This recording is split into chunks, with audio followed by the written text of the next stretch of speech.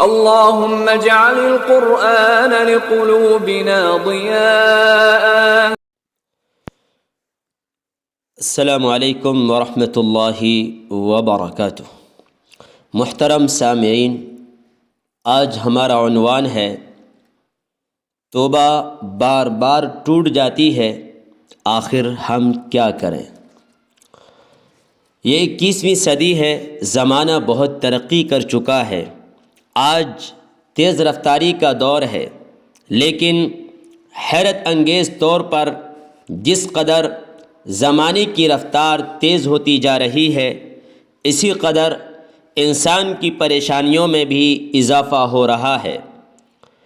آج کا انسان پہلے ادوار کے مقابلے میں زیادہ پریشان ہے. ہر طرف افراتفری کا عالم ہے. انسان کے پاس رک کر کچھ سوچنے اور غور کرنے کا بھی وقت نہیں ہے کہ ان پریشانیوں کے اسباب اور سدباب کے بارے میں غور و فکر کرے. اور اس کی حالت اس آیت کریمہ کی مصداق بن چکی ہے. اعوذ باللہ من الشیطان الرجیم. اولا يرون انهم يفتنون في كل عام مرة او مرتين ثم لا يتوبون ولا هم يذكرون. کیا نہیں دیکھتے کہ وہ ہر سال میں ایک دفعہ یا 2 دفعہ آزمائے جاتے ہیں، پھر بھی توبہ نہیں کرتے اور نہ نصیحت حاصل کرتے ہیں. پھر جب وہ اپنے مستقبل کی جانب نظر دوڑاتا ہے تو اسے انفرادی، قومی اور بین الاقوامی سطح پر حالات بہت نازک اور خوفناک نظر آتے ہیں، جن کا وہ تصور بھی نہیں کر سکتا. حالات مستقل بگڑتے چلے جا رہے ہیں. وہ مسلسل مایوسی کی دلدل میں دھنستا چلا جا رہا ہے. وہ تمام تر ظاہری اسباب و وسائل اور مادی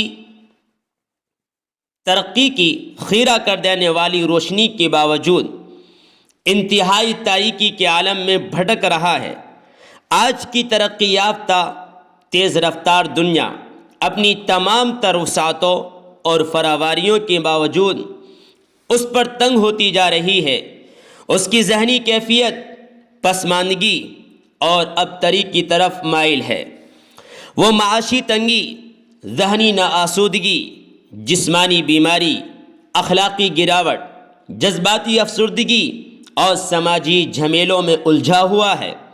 لمحہ بلمحہ اس کی ذہنی ابتری، بے سکونی، دربدری، بیماری، معاشرتی تنہائی، خوف و غصہ، رزق کی تنگی وغیرہ وغیرہ میں اضافہ ہونے سے وہ ایسے مسائل کا شکار ہو رہا ہے جن کا حل اس کی طاقت سے باہر ہے.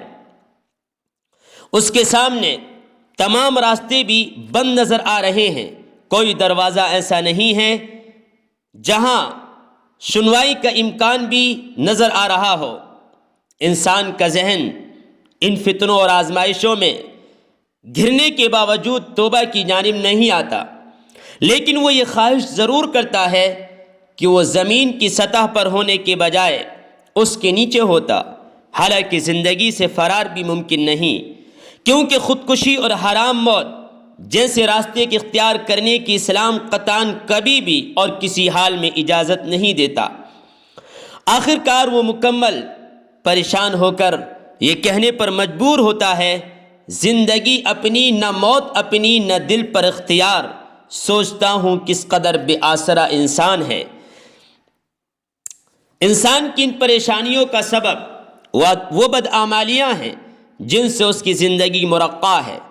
ان میں سے کچھ بدعمالیاں تو شاید اسے یاد بھی ہوں، لیکن بے شمار ایسی بھی بدعمالیاں ہوں گی جن کا اسے احساس تک نہیں ہوگا. اور جب ان اعمال بد کے نتیجے میں اسے پریشانی اور مصائب کا سامنا کرنا پڑتا ہے تو وہ انتہائی بے بسی اور حسرت سے سوچتا ہے کہ کاش وہ ماضی میں جا کر ان بدعمالیوں کا ارتکاب نہ کرتا تو آج اسے یہ دن دیکھنا نہ پڑتا، نہ ہی اس قدر پریشانیوں کا سامنا کرنا پڑتا. حالانکہ ابھی وہ زندہ ہے اور ان سانسوں کے ڈور کے قائم ہونے کی وجہ سے اس کے لیے توبہ کے دروازے کھلے ہیں۔ اگر یہ قیامت کا دن ہوتا، روز محشر ہوتا، اعمال تولے جاتے تو شخص کی کیا حالت ہوتی؟ اس دنیا میں تو انسان ہلکی سی سزا، ناگوار بات، حتیٰ کہ کسی کی طرف سے کی گئی ہلکی سی تنقید برداشت نہیں کرتا، جب تک کہ اس کے منہ پر جوتا نہ مار لے یا اینٹ کا جواب پتھر سے نہ دے دے۔ روز محشر وہ کیا کرے گا جب دوسرے افراد اس سے اپنے حق کا تقاضا کریں گے اور حق ثابت ہونے پر بدلے میں اس کی نیکیاں لے اڑیں گے، یا پھر اپنے گناہوں کا ٹوکرا اس کے سر پر باندھ دیا جائے گا اور اس سبب وہ مجرمین میں شامل کر دیا جائے گا۔ کوئی بھی صاحب عقل و خرد مکمل نہ صحیح کچھ اندازہ ضرور لگا سکتا ہے اس وقت بائیں ہاتھ میں اعمال نامے دیے جانے والے مجرمین کی کیا حالت ہوگی۔ لیکن اس صورتحال پر مایوس و نا امید ہونے کی ضرورت نہیں۔ اللہ تعالیٰ اپنے ان بندوں سے جنہوں نے اپنی جانوں پر ظلم کیا ہے فرماتا ہے، قُلْ يَا عِبَادِيَ الَّذِينَ أَسْرَفُوا عَلَىٰ أَنفُسِهِمْ لَا تَقْنَطُوا مِن رَحْمَةِ اللَّهِ إِنَّ اللَّهَ يَغْفِرُ الذُّنُوبَ جَمِيعًا إِنَّهُ هُوَ الْغَفُورُ الرَّحِيمُ۔ آپ ان سے کہہ دیجئے کہ اے میرے بندو، تم نے اپنی جانوں پر کتنے ہی ظلم کیے ہوں، اللہ کی رحمت سے مایوس نہ ہونا، یقیناً اللہ تعالیٰ سارے گناہ معاف کر دے گا، وہ تو بڑا معاف کرنے والا اور رحم کرنے والا ہے۔ گناہ رب کائنات کے احکامات سے روگردانی کرنا ہے، یہ رب کی رحمت سے انسان کو دور کرتا ہے۔ گناہ و معصیت کو فسق و ظلم کے نام سے بھی پکارا جاتا ہے۔ فسق کے معنی ہے احکام کو چھوڑنا اور منع کردہ افعال کا ارتکاب کرنا۔ ظلم کے معنی ہے وضع الشیء فی غیر محلہ، کسی چیز کو اس کے اصل مقام سے ہٹا کر رکھنا۔ ہر چیز کا درست استعمال اور موقع و محل بنانے والا ہی جانے، پس کائنات کی تمام چیزوں کے استعمال کا طریقہ وہی ہے جو کائنات کا خالق مالک کے مطلق بتائے۔ اس کے بتائے ہوئے طریقے کے خلاف جو استعمال بھی ہو وہ غلط، اسی کو فسق، ظلم اور گناہ کہتے ہیں۔ نیز بعض اوقات نیکی و بھلائی کے کام بھی برائی میں تبدیل ہو جاتے ہیں۔ نیکی رب کی رضا ہے، وہ نیکی جو انسان کی خود نمائی کو پروان چڑھائے، وہ نیکی نہیں اپنی خواہشات کی تکمیل ہے۔ اس میں لطیف سا فرق ہے۔ رب کی خاطر نیک کام کرنے والا دوسروں کو حقیر نہ سمجھے گا، لیکن جب انسان اپنی خواہشات، شہرت، خود نمائی کی خاطر نیکی کرے گا، وہ دوسروں کو حقیر سمجھنے کے ساتھ ساتھ خود پرستی میں مبتلا ہوگا۔ پھر آہستہ آہستہ اس کی خود پرستی اس کی خدا یعنی معبود بن جاتی ہے۔ ایسے ہی شخص پر اکبر حیدرآبادی صاحب نے کیا خوب طنز کیا ہے، خود پرستی خدا نہ ہو جائے، احتیاطاً گناہ کرتا ہوں۔ انسان پر بعض اوقات غفلت طاری ہو جاتی ہے، وہ خوشی اور غم میں ہر وقت خواہش نفس کا غلام بن جاتا ہے اور اللہ رب العالمین کی موجودگی کے احساس کو کھو دیتا ہے۔ وہ اس حالت میں رب کی نافرمانی کر بیٹھتا ہے۔ گناہ میں بھی اسے ایک لذت محسوس ہوتی ہے، خواہ عارضی اور شیطان کی طرف سے ہی کیوں نہ ہو۔ کچھ اس قسم کی کشش اور مقناطیسیت کا سحر اسے جکڑ لیتا ہے کہ باوجود وعید و سزا کے اعلان کے انسان وقتی طور پر اس کو کر گزرتا ہے۔ گناہ کی منصوبہ بندی کرنے والے انسان کی آنکھوں پر پردہ پڑ جاتا ہے، وہ سوچتا ہے کہ بات کی بات میں دیکھی جائے گی، ابھی تو میں یہ کر گزروں۔ اس کی مثال شوگر کوئٹ کے درخت کی طرح ہے جو کڑوی اور زہریلی ترین چیز ہے، لیکن اس پر چینی کی تہ اور خوشنما دیدہ زیب رنگوں کی وجہ سے کوئی بھی نادان وہ زہر بخوشی کھانے پر تیار ہو جائے گا۔ گناہوں کی اسی قسم کی خوشنمائی اور زینت کے بارے میں قرآن کریم نے صراحت بیان کی ہے۔ صراحت سے یہ بات کہی ہے فَزَيَّنَ لَهُمُ الشَّيْطَانُ أَعْمَالَهُمْ، شیطان نے ان کے اعمال ان کے لیے مزین کر دیے۔ اس حقیقت کو ایک شاعر نے اس انداز سے پیش کیا ہے، کیا کیجیے ایک کشش ہے کچھ ایسی گناہ میں ورنہ یوں فریب میں آتا بہار کے۔ لیکن وہ بھول جاتا ہے کہ وقتی جذبات میں آ کر بہکنے والا انسان اپنے پیچھے صرف پچھتاوے کی راکھ چھوڑ جاتا ہے، کیونکہ بظاہر جس کام کی جانب اس کا دل مائل ہے اور وہ وقتی لذت و خوشی محسوس کر رہا ہے، اس کام کے نتائج بہت ہی بھیانک ظاہر ہوں گے۔ انسان جب گناہ کو حقیر سمجھنے لگتا ہے تو ان میں اس کی مبتلا ہونے کا خدشہ بڑھ جاتا ہے، جیسا کہ نبی اکرم صلی اللہ علیہ وسلم نے ارشاد فرمایا، ان المؤمن یرى ذنوبه كأنه قاعد تحت جبل يخاف ان يقع عليه وان الفاجر يرى ذنوبه كذباب مر على انفه۔ مومن اپنے گناہوں کو ایسے دیکھتا ہے جیسے کہ وہ ایک پہاڑ کے نیچے کھڑا ہو اور اسے خطرہ ہو کہ کسی وقت بھی یہ پہاڑ اس پر آ نہ گرے۔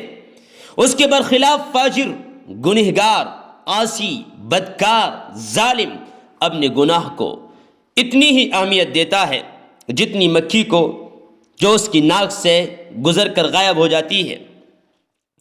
یعنی انسان دنیاوی اور مادی غلطی کو بہت اہمیت دیتا ہے۔ مثلا اگر کسی سے اپنے ادارے میں کوئی غلطی سرزد ہو جائے جس سے اس کے روزگار کی چھوٹنے کا اندیشہ یا تنزلی کا خطرہ ہو تو بہت پریشان ہوتا ہے۔ کسی طاقتور کو چھیڑ لے تو جان، مال، عزت و آبرو کا بہت ڈر ہوتا ہے۔ کوئی ویسے ہی دھمکی دے دے تو پھر خوف میں مبتلا ہو جاتا ہے۔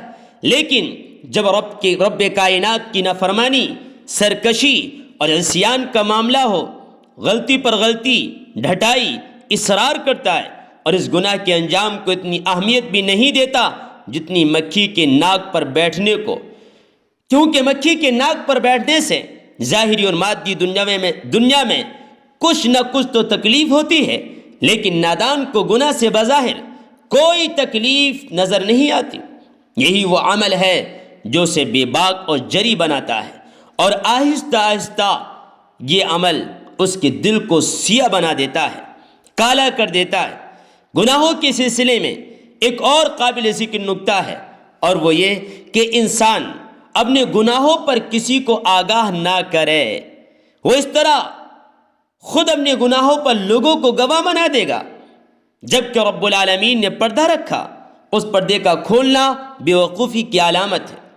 ہمارے معاشرے کا المیہ یہ ہے کہ دوستوں کی محفل میں بیٹھ کر اپنے سیاہ کارناموں کا چرچا کرتے ہیں، گپیں ہانکتے ہیں، بلکہ بعض اوقات اپنے گناہوں سے بڑھ چڑھ کر بیان کرتے ہیں۔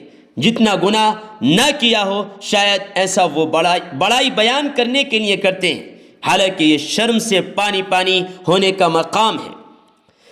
نیز ایسا نہیں کہ رب کائنات انسان کو پہلی بار ہی گناہ کرنے پر دنیا میں عذاب یا انتقام کا نشانہ بنائے، بلکہ وہ انسان کو بار بار مہلت دیتا ہے۔ ابتدا تو اس کے گناہ کا پردہ رکھتا ہے۔ ہاں، اگر انسان ہی اپنا پردہ فاش کر دے یا گناہوں میں بے باک ہو جائے تو پھر دنیا میں بھی اسے رسوائی اور ذلت سے دوچار ہونا پڑتا ہے۔ گناہ کرنے والے شخص کے دو رویے ہوتے ہیں۔ ایک رویہ ان افراد کا ہے جن کے اندر اچھائی برائی کی کشمکش ہو۔ ایسے انسان جب کسی غلط کام کا ارادہ کرے یا وہ کوئی غلط کام کر رہا ہو تو اس کے چہرے پر خوف کی لہریں دیکھی جا سکتی ہیں۔ آواز کا گلے میں پھنسنا، جسم میں کپکپاہٹ، گھبراہٹ، اضطراب، پریشانی، دل کی دھڑکن کا بے قابو ہونا، جسم کا ٹیمپریچر تبدیل ہونا، بلڈ پریشر کا کم یا زیادہ ہونا، وغیرہ وغیرہ۔ نیز وہ گناہ کرنے سے پہلے ادھر ادھر دیکھتا ہے۔ یہ وہ علامات ہیں جن سے وہ شخص پہچان سکتا ہے یہ گناہ کا کام ہے۔ نبی اکرم صلی اللہ علیہ وسلم نے ارشاد فرمایا، وَالْإِثْمُ مَا حَاكَ فِي صَدْرِكَ وَكَرِهْتَ أَن يَطَّلِعَ عَلَيْهِ النَّاسِ۔ گناہ وہ ہے جو تیرے دل میں کھٹکے اور دوسروں کا اس سے مطلع ہو جانا تجھے برا لگے۔ دوسرا رویہ ان عادی مجرمین گنہگاروں کا ہے جنہیں گناہ کرنے پر احساس گناہ، پشیمانی، ندامت، خفت، شرمندگی اور افسوس نہیں ہوتا، اور نہ ہی انہیں نیکی کرنے پر کوئی خوشی ہوتی ہے۔ پھر ایک وقت ایسا بھی آتا ہے کہ اسے گناہ کا کوئی خوف نہیں رہتا۔ اس کا دل اس قدر سخت ہو جاتا ہے کہ اس میں ایمان کی علامتیں بھی ختم ہو جاتی ہیں، کیونکہ نیکی پر خوشی اور بدی پر کراہت یہ تو ایمان کی علامت ہے۔ ان رجلا سأل رسول اللہ صلی اللہ علیہ وسلم ما الایمان قال اذا سرتك حسنت وساءتك سیئتك فانت مؤمن۔ حضرت ابو امامہ باہلی سے روایت ہے کہ ایک شخص نے نبی اکرم صلی اللہ علیہ وسلم سے پوچھا ایمان کیا ہے؟ آپ نے جواب میں فرمایا جب تیری نیکی تجھے خوش کر دے اور تیرا گناہ تجھے برا لگے تو تو مومن ہے۔ یہ ایمان کی علامت ہے۔ گناہ اللہ کی ناراضگی کا سبب ہے، انسان اللہ کی رحمت سے دور ہو جاتا ہے۔ گناہ کرنے سے انسان کے رزق، عمر اور علم میں برکت نہیں رہتی، انسان کی آخرت کی تباہی کے ساتھ ساتھ دنیا بھی تنگ ہو جاتی ہے۔ اللہ تعالیٰ نے ارشاد فرمایا وَمَنْ أَعْرَضَ عَنْ ذِكْرِي فَإِنَّ لَهُ مَعِيشَةً ضَنْكًا وَنَحْشُرُهُ يَوْمَ الْقِيَامَةِ أَعْمَى، اور جو میرے ذکر سے منہ پھیرے گا تو اس کی زندگی بھی تنگ ہوگی اور اسے قیامت کے دن اندھا بنا کر اٹھایا جائے گا۔ بے شک نیکی کرنے والے کے چہرے پر چمک دمک، دل میں نور، رزق میں کشادگی، بدن میں قوت و طاقت، اور مخلوق کے دل میں اس کے لیے محبت ہوتی ہے۔ اور گناہ کرنے والے کے چہرے پر سیاہی، نحوست، دل و قبر میں تاریکی، بدن میں کمزوری، رزق یعنی خیر و برکت میں کمی، اور مخلوق کے دل میں اس کے لیے بغض پیدا ہو جاتا ہے۔ ان سب کے علاوہ گناہ کا سب سے بڑا نقصان یہ ہے کہ یہ لمحہ شیطان کے وار کا بہترین موقع ہے، اور وہ انسان سے اس کی سب سے قیمتی چیز یعنی ایمان کو اچک لینا چاہتا ہے۔ گناہ کفر کی ڈاک ہے، جس طرح بخار یعنی بیماری موت کی ڈاک ہے۔ ڈاک کے مستقل آنے سے اور خطاؤں میں مبتلا ہوتے رہنے سے انسان کمزوری اور ضعف کا شکار ہو جاتا ہے، گناہوں سے رغبت بڑھ جاتی ہے اور نیکیوں سے طبیعت میں نفرت پیدا ہوتی ہے۔ پھر ایک ایسا لمحہ بھی آتا ہے کہ اس وقت کیے گئے حملے سے اس گناہ گار کے متاثر ہونے اور ایمان کی نعمت سے محروم ہونے کا شدید امکان بڑھ جاتا ہے۔ یہاں ایک مختصر واقعہ بیان کرتا ہوں کہ اس کے ذریعے شیطان کے وار کا طریقہ بتایا گیا ہے۔ ایک دفعہ ایک طاقتور پہلوان نے ایک آدمی کو پتھر مارا، اس نے وہ پتھر سنبھال کر رکھ لیا۔ ایک دفعہ اس نے دیکھا کہ وہی پہلوان کنویں میں گرا ہوا ہے، اس نے وہ پتھر لا کر اس کے سر پر مارا۔ پہلوان نے کہا بھائی تو مجھے کیوں مار رہا ہے؟ میں تو خود بہت کمزور اور بے بس ہوں، میری مدد کے بجائے تو مجھے مار رہا ہے۔ اس نے کہا تو نے ایک بار مجھے مارا تھا، یہ وہی پتھر ہے۔ اس نے کہا تو نے آج ہی بدلہ لینا تھا تو اس دن کیوں نہ لیا؟ اس شخص نے کہا اس دن تو مجھے اور مارتا اور میں تیرا مقابلہ نہ کر پاتا، آج مجھے کسی قسم کے ضرر کے اندیشہ نہیں، یعنی نقصان کا اندیشہ نہیں، کیونکہ میں نے سن رکھا تھا کسی پر حملہ تب کرنا چاہیے جس وقت وہ انتہائی کمزور حالت میں ہو، لہذا میں نے اپنا بدلہ لے لیا ہے۔ شیطان بھی اسی طرح انسان کے کمزور پہلوؤں کو مد نظر رکھتے ہوئے کاری وار کرتا ہے۔ کیا گناہ کی طرف دعوت دینے والا، اسے خوشنما بنا کر پیش کرنے والا شیطان انسان کو دنیاوی زندگی میں راحت و سکون، ترقی کرتا ہوا دیکھنا چاہتا ہے؟ نہیں، ہرگز نہیں۔ شیطان انسان کو دنیا اور آخرت دونوں مقامات میں ذلیل و رسوا کرنا چاہتا ہے۔ یہ مفروضہ غلط ہے کہ شیطان انسان کو دنیاوی ترقی کرتے دیکھنا چاہتا ہے۔ حقیقت یہ ہے کہ آخرت کی بربادی چونکہ اس کی بہت بڑی کامیابی ہے، اس سے روکنے کے لیے وہ انسان کی دنیاوی ترقی برداشت کر لیتا ہے۔ اگر اسے موقع ملے تو وہ انسان کو دنیا و آخرت دونوں مقامات پر ذلیل و رسوا کر دے۔ اس بات کو حقیقی زندگی کے اس واقعے سے سمجھا جا سکتا ہے۔ ایک شخص اپنی جوانی کی سیاہ کاریوں کو اپنی ڈائری میں لکھتا رہا، غلطی سے بڑھاپے میں اس کی ڈائری بچوں کے ہاتھ لگ گئی۔ ڈائری پڑھ کر انہیں اپنے باپ سے شدید نفرت ہو گئی، یہاں تک کہ اس شخص نے رو رو کر ان سے معافی مانگی، لیکن اس کی اولاد نے اس کو معاف نہیں کیا۔ وہ اپنے خاندان سے ملنے والی ذاتی ذلت اور تنہائی کو نہ برداشت کر سکا اور خودکشی کرنے پر مجبور ہو گیا۔ یوں شیطان نے آخرت کے ساتھ ساتھ دنیا میں بھی اسے ذلیل و رسوا کر دیا۔ اور پھر یہ بھی ذہن میں رہے کہ سچی توبہ کرنے سے رب تو معاف کر دیتا ہے، لیکن بس اوقات انسان کو معاف نہیں کرتا۔ کتنا ہی بڑا گناہ کیوں نہ ہو، خواہ قتل کرنے، شرک و کفر کا ہی گناہ کیوں نہ ہو، اللہ سچی توبہ کرنے سے معاف کر دیتا ہے، اور بندے اور رب کے درمیان توبہ کے معاملے میں کوئی بھی حائل نہیں ہو سکتا۔ بہرحال توبہ خلوص دل سے ہی کرنی چاہیے، اور ایسی صورت میں لوگوں کی پرواہ نہیں کرنی چاہیے۔ شریعت اسلامیہ میں اللہ کی معصیت و نافرمانی چھوڑ کر اس کی اطاعت اختیار کرنے کو توبہ کہتے ہیں۔ لہذا اللہ تعالیٰ کی طرف لوٹنے، پلٹنے، رجوع کرنے کو توبہ کہتے ہیں۔ محض گناہ چھوڑنے کو توبہ نہیں کہتے۔ گناہ سے معافی مانگنا بھی توبہ نہیں، یہ استغفار ہے۔ گناہ چھوڑنا، اس پر اظہار ندامت کرنا اور مغفرت طلب کر کے نیکی، اطاعت اور تقوی کی طرف پلٹ جانے کو توبہ کہتے ہیں۔ نبی اکرم صلی اللہ علیہ وسلم نے ارشاد فرمایا، الندم توبہ، در حقیقت توبہ شرمندگی کا نام ہے۔ زبان سے لاکھ توبہ استغفار کہیں، بے سود بیکار۔ خلوص نیت، تہی دل سے شرمندگی و ندامت کے ساتھ ایک بار توبہ کی جائے، اس عہد کے ساتھ کہ آئندہ اس گناہ کے قریب بھی نہ جاؤں گا، یقیناً اللہ تعالیٰ کی بارگاہ میں قبولیت کی امید ہے۔ اگر غور کیا جائے تو توبہ بجھی ہوئی ٹارچ کو روشن کرنا، یعنی تاریک راہ کو روشن کرنا، گم کردہ راستے پر واپس آنا، اور ایک طرح نہانے کے مترادف ہے۔ گناہ ایک زہر ہے جس کا تریاق توبہ ہے، گناہ ایک جرم ہے جس کا کفارہ توبہ ہے، گناہ ایک بیماری ہے جس کا علاج توبہ ہے، گناہ ایک خسارہ ہے جس کا مداوع توبہ ہے، گناہ ایک بدنما داغ جس کی صفائی دھلائی توبہ ہے، گناہ حکمی نجاست ہے، اور اس نجاست سے غسل کے لیے عام پانی نہیں بلکہ آنکھ سے نکلنے والے آنسو کی ضرورت ہے۔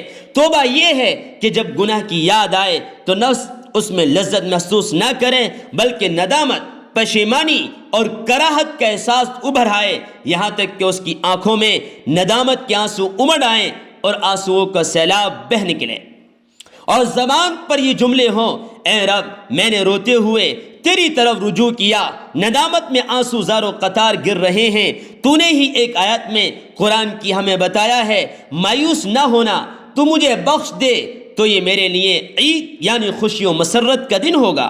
ایک لحاظ سے یہ بہت ہی آسان کام ہے، اس پر نہ کچھ خرچ ہوگا، نہ کوئی جسمانی محنت، نہ ہی کسی کی سفارش کی ضرورت، نہ کوئی دماغی محنت یا منصوبہ سازی درکار ہے، بس 2 قطرے آنسو بہانا ہے۔ لیکن ایک اعتبار سے سب سے مشکل کام یہی ہے، بہت مشکل کام۔ اپنی غلطی تسلیم کرنا ہی بڑی بات ہے، اس پر ندامت کرنا، عاجزی کا اظہار کرنا، جھکنا، آئندہ نہ کرنے کا عزم کرنا۔ توبہ کے لیے اپنے نفس کو مارنا پڑتا ہے، اپنی انا کو دبانا پڑتا ہے، کچلنا پڑتا ہے۔ یہی وہ مقام ہے جو انسان کو شیطان سے ممتاز کرتا ہے۔ شیطان اپنی غلطی پر اکڑ گیا، اصرار کرنے لگا، تعویلات پیش کرنے لگا، منطقی قول کے ذریعے سائنسی حیاتیاتی دلائل، اپنی تخلیق اور تخلیق آدم کے درمیان پائے جانے والے امتیازات پیش کرنے لگا، اور اپنی غلطی کو صحیح قرار دینے لگا، لیکن توبہ نہ کی اور نہ کبھی کر سکتا ہے۔ اتنا بھی آسان نہیں، رب جسے توفیق عطا فرمائے۔ ظاہری اعتبار سے اگر دیکھا جائے کوئی انسان غلطیوں سے پاک نہیں ہے، ایسا کوئی نہیں ہے جس سے کبھی کوئی خطا نہ ہوئی ہو۔ ایک حدیث قدسی ہے، یا عبادی انکم تخطئون باللیل والنہار وانا اغفر الذنوب جميعا فاستغفرونی اغفر لکم۔ اے میرے بندو، تم دن رات گناہ کرتے ہو، میں ہی سب کے گناہ معاف کرتا ہوں، سو مجھ سے مغفرت مانگو، میں تمہارے گناہ معاف کر دوں گا۔ جب کسی صاحب عقل و شعور سے کوئی غلطی سرزد ہو جائے اور اسے اس کا احساس بھی ہو جائے تو اس صورت میں اس کی خواہش ہوتی ہے کہ وہ اس عمل کو کرے، یعنی غلطی کی فوراً توبہ کرے، رب کے سامنے روئے اور بار بار یہی کہے، اے اللہ مجھ سے بہت بڑی غلطی ہو گئی، مجھے معاف فرما۔ حضرت ابو ذر غفاری سے روایت ہے کہ ان لکل داء دواء وان دواء الذنوب الاستغفار، بے شک ہر بیماری کی دوا موجود ہے، اور بے شک گناہوں کا علاج استغفار ہے۔ یعنی توبہ اور استغفار سے انسان اپنی غلطی بالکل مٹا سکتا ہے۔ ایسا کر کے انسان اپنی غلطیوں کو یکسر ختم کرنے کی یا انہیں نیکیوں سے بدلنے کی خواہش پوری کر سکتا ہے۔ توبہ کی تاریخ اتنی ہی پرانی ہے جتنی نوع انسان کی تخلیق۔ حضرت آدم علیہ السلام کو جنت میں رکھ کر ایک محبت میں کی گئی غلطی کے باعث جنت سے نکالا گیا۔ آدم و حوا نے توبہ کی۔ رب کا منصوبہ شاید یہی تھا کہ انسان احساس ندامت اور توبہ کا طریقہ دنیا میں ساتھ لے کر جائے۔ اللہ رب العالمین نے انسان کو ایک راستہ دکھا دیا۔ اس کی فطرت میں توبہ کی جبلت اسی طرح رکھ دی گئی جس طرح غلطی انسان کی فطرت میں موجود ہے۔ اگر عمومی زندگی پر غور کیا جائے تو اس کی توبہ کی مثالیں جا بجا ہمیں اپنے ارد گرد ملتی ہیں۔ مثلا آپ کا بچہ قصور کرتا ہے، غلطی کرتا ہے، اگر اس پر اکڑتا اور بے پرواہی کرتا ہے آپ کا غصہ بڑھ جاتا ہے، لیکن اگر آپ کے سامنے آتا، معافی طلب کرتا ہے، ڈر کے مارے ہانپتا، کانپتا، روتا، آنسو بہاتا، اپنی کمزوری کا احساس دلاتا ہے، آپ کا دل خود بخود بھر آتا ہے، آپ معاف کرتے نظر آتے ہیں اور کلیجے سے لگاتے نظر آتے ہیں۔ وہ مالک تو ہزاروں ماؤں سے زیادہ مہربان اور انسان کو خود توبہ کا حکم دیتا ہے، توبو الی اللہ، خدا کے دربار میں توبہ کرو۔ پھر یقین دلاتا ہے کہ توبہ استغفار کے سبب ان کو عذاب نہ دیا جائے گا۔ وما کان اللہ معذبہم وہم یستغفرون، اللہ تعالیٰ ان پر عذاب نہ کرے گا جب کہ وہ استغفار کرتے یعنی گناہوں پر مغفرت چاہتے رہیں گے۔ نہ صرف مغفرت کر دے گا بلکہ اس مضطرب و بے چین دل کی ہر پکار پر محبت بھرا جواب اور اس کی فریاد رسی کرتا ہے۔ امن یجیب المضطر اذا دعا، کون ہے جو بے چین کی پکار پر اسے جواب دیتا ہے؟ توبہ کا احساس اور اس کی توفیق رب کی خاص عطا ہے۔ اس لیے جب انسان کے دل میں یہ احساس پیدا ہو اسی وقت توبہ کر لینی چاہیے۔ انسان مستقبل میں کرنے کی آس میں اگر وقت گزارے گا تو وہ وقت کبھی نہیں آئے گا۔ شیطان مختلف انداز، اطوار، احوال، حیلوں، چالوں، عیاریوں، دھوکوں سے انسان کے گرد دائرہ تنگ کر کے اس کے لیے گناہ کو خوبصورت بنا کر پیش کرتا ہے، گناہوں سے نفرت ختم کر دیتا ہے، اسے باور کراتا ہے چاہے جتنی مرضی گناہ کر لو وہ توبہ کرنے سے معاف تو ہو ہی جائیں گے۔ اپنے ان وساوس سے اس کے قلب میں راہ پا لیتا ہے، نرم گوشہ پیدا کر لیتا ہے۔ آخر میں توبہ کرنے سے رحمت الہی کی وسعت اور مغفرت کی چادر اس کے گناہوں کو ڈھانپ لے گی۔ اس کی نگاہیں رحمت الہی کی اس تابانی کے ساتھ چمکنے لگتی ہیں اور گناہ کی ہیبت ہولناکی خطرناکی اس چمک کے پیچھے اوجھل ہو کر رہ جاتی ہے۔ شیطان کا یہ وار انسان پر بہت بھاری کار ہوتا ہے، یعنی بہت کاری ضرب ہوتی ہے۔ شیطان غافل انسان کو کھلے عام گناہ پر مائل کر لیتا ہے اور کبر و غرور میں مبتلا کر دیتا ہے، جبکہ ایسا ہرگز نہیں ہے۔ کوئی شخص کہے کہ میں گناہ کر کے توبہ کر لوں گا، ایک بات ذہن میں رہے، غفلت سے کیے گناہ پر توبہ کی توفیق مل جاتی ہے لیکن تکبر سے کیے گناہ پر توبہ کی توفیق نہیں ہوتی۔ توبہ کرتے وقت اگر دل میں برائی سے نفرت موجود نہیں یا پھر خواہش گناہ موجود ہے تو توبہ ہوئی ہی نہیں۔ وقت توبہ برائی سے نفرت ہونا اور دل میں عزم کہ آئندہ کبھی نہ کروں گا توبہ کا جزو لازم ہے۔ اگر بعد میں پھر غفلت و شہوت کی بنا پر گناہ میں مبتلا ہو گیا تو پھر فوراً توبہ کر لے۔ اسی طرح وہ عبادات، نمازیں، عمرہ، حج جس میں پیش نظر حکمت یہ ہے کہ پچھلے گناہوں کو ختم کرنے کے لیے کر رہا ہوں، آئندہ ابھی نہ توبہ ہے نہ ہی توبہ کا ارادہ ہے، تو پھر جان لیں کہ ایسی عبادات سے پچھلے گناہ ختم نہیں ہوتے۔ امام شرف الدین یحییٰ نووی رحمۃ اللہ علیہ فرماتے ہیں اگر گناہ کا تعلق اللہ اور بندے کے درمیان ہے، کسی آدمی سے اس کا تعلق نہیں ہے، تو توبہ کی 3 شرطیں ہیں۔ نمبر 1، گناہ سے باز آ جائیں۔ نمبر 2، سچے دل سے اپنے فعل پر شرمندہ ہوں۔ نمبر 3، یہ عزم کریں کہ گناہ کی طرف کبھی نہیں پلٹوں گا۔ اور اگر گناہ کا تعلق حقوق العباد سے ہو تو اس کی 4 شرطیں ہیں۔ 3 تو وہی ہیں جو اوپر بیان کی گئی، اور چوتھی جس کے خلاف جرم کیا ہو اسے معاف کراؤ۔ اگر مال لیا ہو تو اس کو مال واپس کرو، اگر تہمت، بہتان اور افترا باندھا ہو جس سے کوئی سزا اس پر واجب ہوتی ہے تو اس کو موقع دے، یا معاف کرائے، یا غیبت کی ہے تو اس سے معاملہ صاف کر لے۔ اگر ان شرائط میں سے کوئی فوت ہو گئی تو توبہ صحیح نہیں ہے۔ استغفار کا مطلب ہے گناہ سے معافی مانگنا، لیکن گناہ کو چھوڑ کر اس پر اظہار ندامت کر کے مغفرت طلب کر کے نیکی، اطاعت، تقوی کی طرف پلٹ جانے کو توبہ کہتے ہیں۔ انسان مغفرت طلب کسی کے لیے بھی کر سکتا ہے، لیکن توبہ صرف اپنی جانب سے ہی کرتا ہے۔ استغفار کی قبولیت سے صرف گناہوں کی مغفرت ہوتی ہے، لیکن توبہ کرنے والے کی توبہ قبول ہونے پر بعض اوقات اس کے سابقہ گناہ بھی نیکیوں سے بدل دیے جاتے ہیں۔ انسان گناہوں کی انبال لگا دیتا ہے، لیکن آخر صدق دل سے توبہ کر لے، توبۃ نصوحہ کر لے، تو اللہ اس کی توبہ کے اخلاص کو دیکھتے ہوئے اس کی گناہوں کو نیکیوں میں بدل دیتا ہے۔ عن ابن عمر رضی اللہ عنہ عن النبی صلی اللہ علیہ وسلم انہ قال ان اللہ لینفع العبد بالذنب یذنبہ۔ حضرت ابن عمر رضی اللہ تعالی عنہ فرماتے ہیں کہ نبی اکرم صلی اللہ علیہ وسلم نے ارشاد فرمایا کہ بے شک اللہ تعالیٰ انسان کو گناہوں کے بدلے میں جو اس نے گناہ کیے ہیں نفع دیتا ہے، یعنی وہ افعال، یعنی گناہ کے کام جو اللہ رب العزت کی ناراضگی کا سبب تھے، رزق، مال، صحت کی تباہی کا باعث تھے، وہ بھی انسان کے لیے دنیا و آخرت میں نفع بخش بن جاتے ہیں، جیسا کہ اس حدیث مبارکہ سے ثابت ہے۔ شاید اسی نفع کو دیکھتے ہوئے جناب اکبر الہ آبادی نے یہ شعر کہا ہوگا، گناہ گاروں نے دیکھا جمال رحمت کو، گناہ گاروں نے دیکھا جمال رحمت کو، کہاں نصیب یہ ہوتا جو بے خطا ہوتے ہیں۔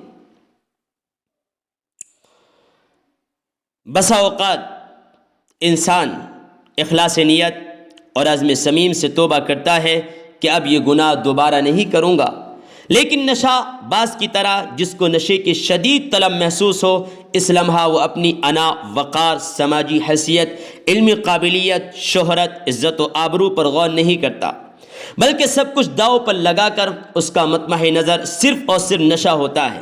اس کے لیے وہ یہ سب چیزیں قربان کرنے پر تیار ہو جاتا ہے۔ اسی طرح گناہوں میں مبتلا انسان جب دوبارہ اس ماحول میں جاتا ہے یا اسے گناہ کے لیے سازگار حالات مل جائیں تو غفلت اور نفسانی جذبات کے سبب اس گناہ سے دوبارہ دوچار ہو جاتا ہے۔ ایسی صورت میں جیسے ہی ندامت ہو، توبہ کی طرف دل مائل ہو، فوراً توبہ کر لینی چاہیے، کیونکہ جب تک سانسوں کی مالا قائم ہے، نبی اکرم صلی اللہ علیہ وسلم کے فرمان جلیل کے مطابق بندے اور عبد کی توبہ کے درمیان کوئی چیز حائل نہیں ہو سکتی۔ ان اللہ یقبل توبۃ العبد ما لم یغرغر، کہ اللہ تعالیٰ بندے کی توبہ اس وقت تک قبول کرتا ہے جب تک کہ اسے جاکنی کا وقت نہ آ جائے۔ لہذا گناہوں کی تو کوئی حد ہو سکتی ہے، لیکن توبہ کی نہ کوئی حد ہے نہ کوئی سرحد، نہ ہی یہ کسی عدد میں مقید ہے۔ ہاں، شیطان ضرور یہ دھوکہ دیتا ہے کہ اب توبہ قبول نہیں ہوگی، اور جب وہ نا امید و مایوس ہو جاتا ہے تو اسے اکساتا ہے کہ جس قدر گناہ کر سکتے ہو کر لو، لیکن جب تک زندگی کی سانسیں قائم ہیں انسان سچائی، دیانتداری، اخلاص، ندامت کے ساتھ جتنی دفعہ بھی توبہ کرے گا اللہ تعالیٰ اس کی توبہ ضرور قبول کرے گا۔ نبی اکرم صلی اللہ علیہ وسلم نے ارشاد فرمایا، ما اصر من استغفر وان عاد فی اليوم 70 مرہ، وہ شخص گناہوں پر اصرار کرنے والا نہیں ہوگا جو مغفرت طلب کرے اگرچہ وہ ایک دن میں 70 دفعہ غلطی سے پلٹ کر گناہ کا ارتکاب کر لے۔ بعض اوقات انسان صدق دل سے توبہ اور گناہ چھوڑنے کا عزم مصمم کرنے کے بعد اگر اس گناہ کا موقع ملا پھر بھی اس میں مبتلا نہ ہوگا، لیکن اگر وہ موقع ملنے کے بعد گناہ میں مبتلا نہیں ہوتا تو یہ اللہ تعالیٰ کی طرف سے اس کے لیے بہت بڑی توفیق ہے، اور اس پر اسے اللہ تعالیٰ کا شکر ادا کرنا چاہیے۔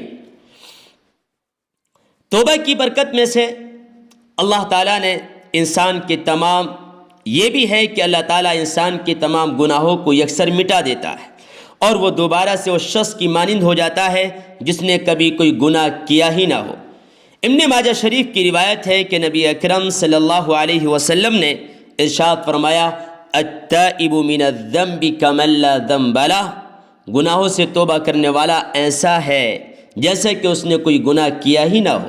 اس حدیث مبارکہ کے مفہوم کو جناب ابو علی محمد رمضان نے اپنے اشعار میں کچھ یوں پیش کیا ہے: توبہ کی ہو گئی جسے توفیق، توبہ کی ہو گئی جسے توفیق دوستو، ارشاد ہے نبی کا ذرا غور سے سنو، اس کے تمام کردہ گناہ ہو گئے ہیں معاف، جیسا وہ بے گناہ تھا ویسا ہوا وہ صاف۔